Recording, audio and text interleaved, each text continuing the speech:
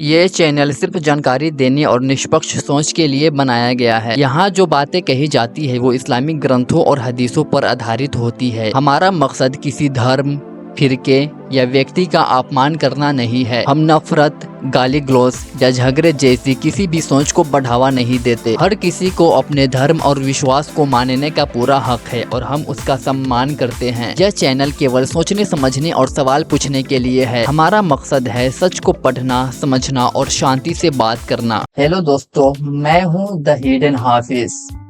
آج ہم صحیح بخاری کے کچھ حدیث پڑھیں گے اور اس کا مطلب سمجھیں گے۔ جیسے آپ یہاں پر دیکھ سکتے ہیں کہ صحیح بخاری کا حدیث نمبر 1 ہے۔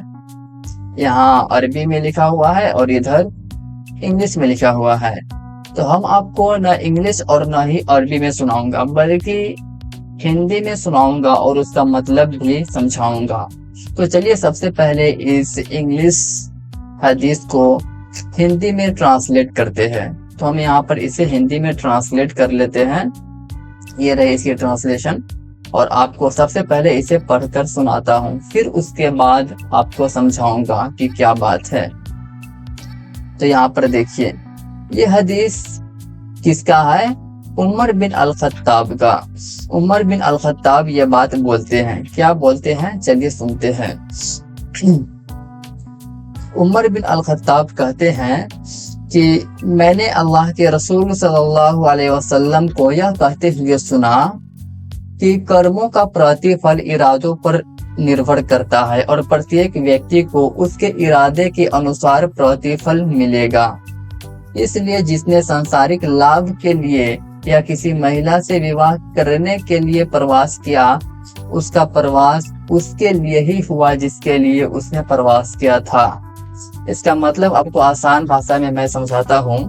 جب ہم کوئی کام کرتے ہیں جیسے مدد کرنا، پڑھائی کرنا یا نماز، تو اللہ دیکھتے ہیں ہماری نیت کیا ہے۔ اگر ہم صرف لوگوں کو دکھانے کے لیے کرتے ہیں تو اللہ اس کا انعام نہیں دیتا، لیکن اگر ہم دل سے صرف اللہ کے لیے کرتے ہیں تو اللہ اس کا ضرور انعام دیتا ہے۔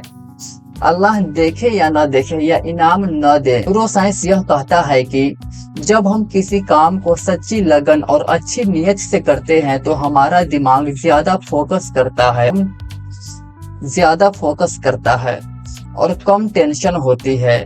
تو ہر کام اچھی نیت اور پورے دل سے کرنا ہی چاہیے۔ یہ پہلا حدیث تھا۔ اب چلیے دوسرا حدیث پڑھتے ہیں۔ یہ رہی دوسرا حدیث۔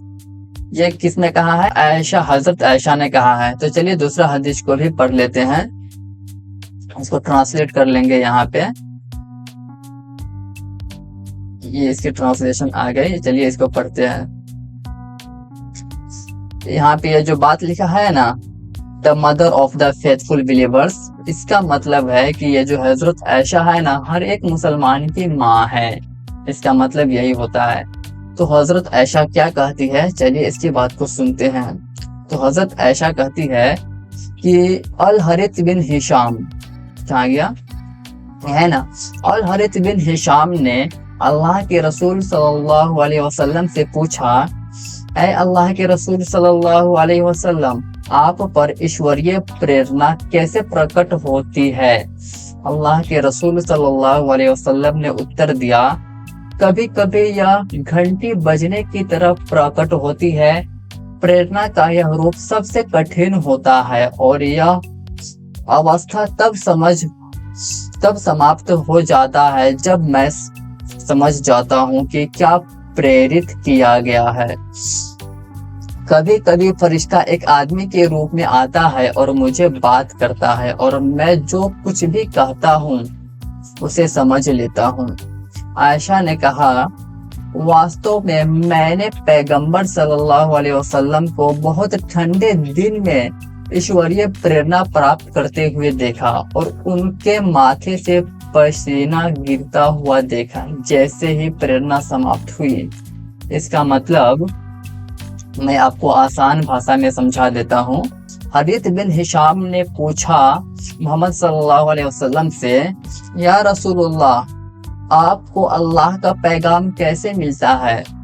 نبی صلی اللہ علیہ وسلم نے جواب دیا، کبھی پیغام ایسے ہوتی ہے جیسے گھنٹی کی آواز، بہت بھاری اور کٹھن۔ جب میں اس پیغام کو سمجھ لیتا ہوں تب پیغام رک جاتی ہے۔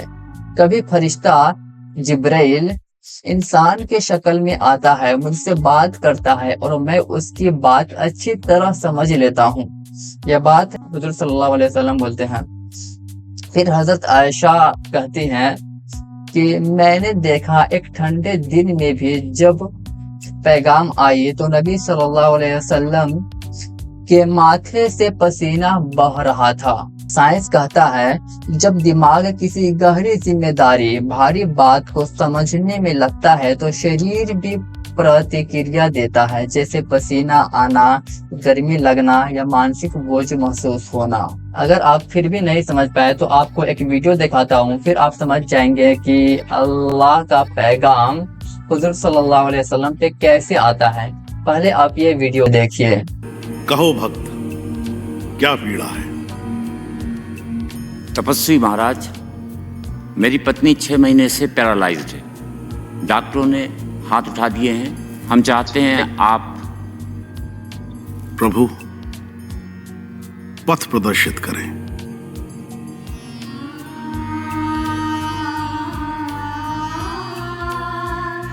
جی دشا پربھو۔